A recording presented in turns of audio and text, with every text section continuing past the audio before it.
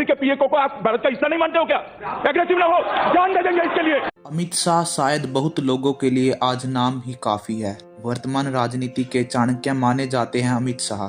बहुत सारे लोगों को लग रहा होगा कि अमित शाह बस भारत के होम मिनिस्टर हैं, लेकिन आप सबको जानकर हैरानी हो जाएगी कि अमित शाह ने भारतीय जनता पार्टी के लिए एक्चुअली में क्या क्या किया है। वे एक ऐसे नेता हैं जो सिर्फ क्रिकेट की पिच में ही अच्छे नहीं, बल्कि राजनीति की पिच में भी उन्होंने विरोधियों के छक्के छुड़ा दिए। वे एक ऐसे नेता हैं जिन्हें हम आज के दिन मोदी को मोदी बनाने का किताब भी दे सकते हैं। शायद इसलिए राजनीति में अमित शाह को किंग मेकर बोला जाता है। आज इस वीडियो में अमित शाह के बारे में थोड़ा और जानेंगे, कैसे अमित शाह ने अपनी रणनीतियों के साथ, अपनी सियासत की चालों के साथ भारतीय जनता पार्टी को इतना बड़ा कर दिया। चलिए देखते हैं क्यों अमित शाह आज के आधुनिक दौर में चाणक्य की तरह उभर कर आए हैं। कहें तो वह सत्ता के गलियारों में किंग मेकर बने बैठे हैं, the real king maker who decide the government. Mumbai के एक अस्पताल में गुजराती कारोबारी अनिल चंद्र शाह जी के यहाँ जन्म होता है अमित शाह का। उनका बचपन से लेकर 16 साल तक का जो जीवन रहता है वे अपने पिताजी के गांव मानसा में ही व्यतीत करते हैं। बचपन से ही अमित शाह में लीडरशिप की क्वालिटी थी। बचपन से थोड़े यूनिक थे अमित शाह। अमित शाह ने अपना पहला इलेक्शन 13 साल की उम्र में लड़ा था। उस समय अमित शाह 7वीं कक्षा में पढ़ते थे। ये क्लास मॉनिटर का चुनाव था और इस चुनाव को अमित शाह ने जीता था। पूरे के पूरे 75% मतों के साथ उन्हें विक्ट्री मिली थी और वहाँ से वो लीडर बन गए थे अपनी पूरी क्लास के। यहाँ से उनके जीवन का एक ऐसा सफ़र शुरू होता है जिसका अंत देखना आज भी बहुत मुश्किल है। उनका परिवार शुरू से ही बिजनेस में था, परंतु अमित शाह को बिजनेस में जरा भी रुचि नहीं थी। उनका एक छोटा सा पाइप का बिजनेस हुआ करता था।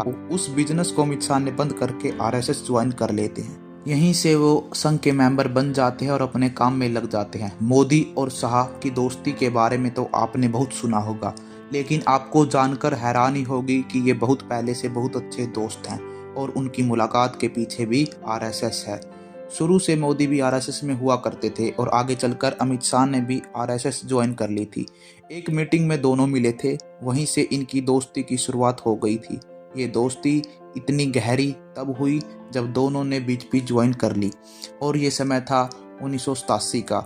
राष्ट्रीय स्वयंसेवक संघ ने अपना पूरा सपोर्ट दे दिया था भारतीय जनता पार्टी को। भारतीय जनता पार्टी में आरएसएस के बहुत सारे मेंबर जुड़ने लगे थे। उन्हीं मेंबर में से 2 थे अमित शाह और मोदी, और यहाँ से इनकी दोस्ती और ज़्यादा गहरी हो जाती है।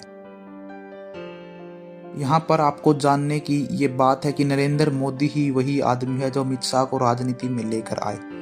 उस समय गुजरात के सीएम शंकर सिंह हुआ करते थे और एक दिन मोदी अमित शाह को उनके पास लेकर जाते हैं और कहते हैं कि ये हमारे संघ से जुड़े हुए हैं और एबीवीपी के लिए हमारा बहुत सारा काम करते हैं। यदि आपकी नज़र में कुछ काम हो तो बीजेपी पार्टी के अंदर इनको दे दिया जाए।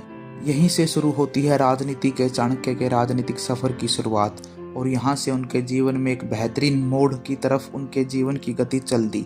और इसके बाद अमित शाह ने अब कभी भी अपने जीवन में पीछे मुड़कर नहीं देखा। इससे आगे चलकर हम बात करते हैं 1991 की। भारतीय जनता पार्टी के उम्मीदवार बनते हैं लाल कृष्ण आडवाणी। ये वही समय था जब राम मंदिर का मुद्दा अपनी तेजी पकड़ रहा था। लाल कृष्ण आडवाणी भारतीय जनता पार्टी में सबसे आगे थे राम मंदिर को लेकर। और अब बारी आती है चुनाव लड़ने की। लाल कृष्ण आडवाणी द्वारा चुनाव लड़ने की जगह तय की जाती है।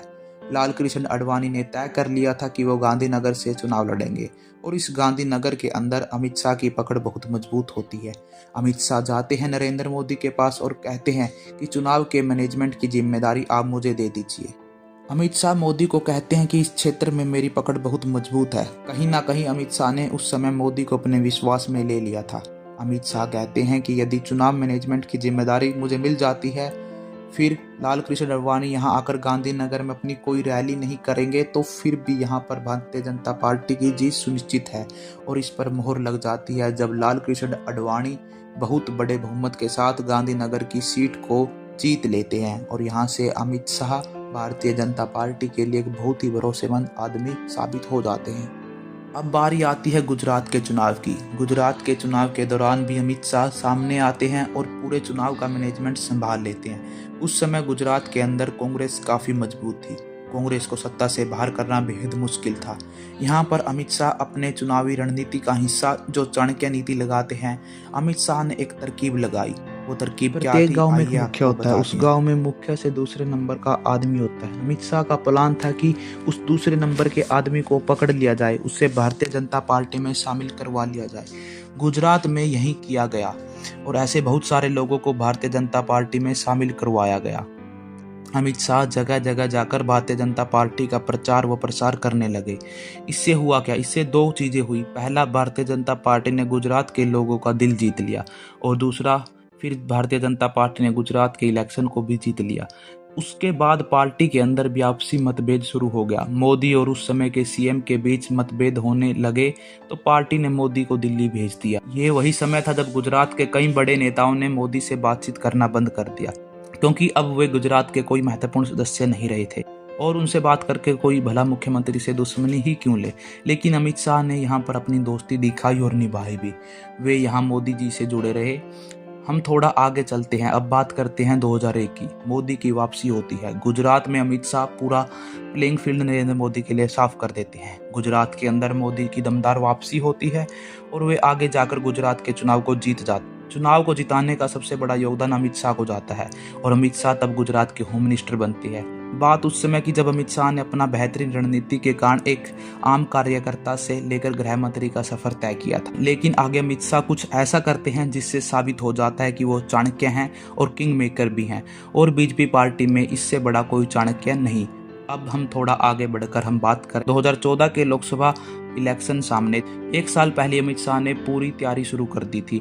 उस समय अमित शाह भारतीय जनता पार्टी के महासचिव हुआ करते थे। शाह प्रूव कर देते हैं इस चीज से कि मैं किंग मेकर हूँ, मैं ही चाणक्य हूँ। शायद मोदी जी को मेरे से अच्छा राइट हैंड या बेस्ट मैन कोई नहीं मिले। उस समय भारतीय जनता पार्टी के लिए उन्होंने लखनऊ में कंट्रोल रूम बना दिया था पार्टी का, जहां पर नए नए कंप्यूटर लैपटॉप दिए गए थे। यहाँ के लोगों में ज़्यादातर आरएसएस के लोग काम किया करते थे। इस कंट्रोल रूम के माध्यम से जानकारी दी जाती थी कि भारतीय जनता पार्टी के कहाँ पर किस समय कितने सम्मेलन होने वाले हैं। स्ट्रेटजी एक और चली। अमित शाह ने 2014 की बीजेपी की एक मीटिंग चल रही थी। इसमें डिसाइड किया जा रहा था कि नरेंद्र मोदी एक्चुअली में इलेक्शन कहां से लड़ेंगे। राजनाथ सिंह ने प्रस्ताव रखा था कि नरेंद्र मोदी को पटना से चुनाव लड़ना चाहिए। अमित शाह ने तुरंत ही इसका विरोध करके बोला था, हम ऐसा बिल्कुल भी नहीं करेंगे, और कहा था कि मोदी को वाराणसी से चुनाव लड़ना चाहिए। अमित शाह और राजनाथ सिंह के बीच नोकझोंक हो जाती है। अमित शाह जाते जाते राजनाथ को बोलते हैं कि मैंने जो बोला आप उस पर गौर कीजिए। नरेंद्र मोदी अंत में तय करते हैं कि वो वाराणसी से ही चुनाव लड़ेंगे। इन दो महत्वपूर्ण वजहों के कारण ही अमित शाह ने वाराणसी को नरेंद्र मोदी के लिए चुना था।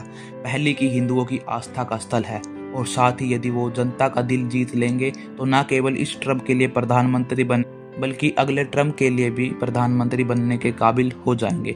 और नरेंद्र मोदी ठीक ऐसा ही करते हैं। 2014 का इलेक्शन आता है और भारतीय जनता पार्टी ने सभी पार्टियों को पीछे छोड़ दिया और अपनी सरकार बना लेती है। पूर्ण बहुमत के साथ अपनी सरकार भारतीय जनता पार्टी के अंदर में बना लेती है। अमित शाह के इस निर्णय के कारण बीजेपी को यूपी के अंदर 73 सीटें मिलती हैं। उस समय के बाद से अमित शाह एक आक्रामक तेवर के रूप में उभरकर सामने आते हैं। राजनीति में आक्रामकता का दौर अमित शाह के अलावा किसी और ने नहीं शुरू किया। पूरे देश में जहां इलेक्शन होते हैं अमित शाह अपनी पार्टी के लिए सबसे आगे मिलते हैं। प्रचार और प्रसार में कोई कमी नहीं छोड़ते। सच्चाई तो यही है कि मोदी आज मोदी ना होते अगर उनके साथ अमित शाह ना होते।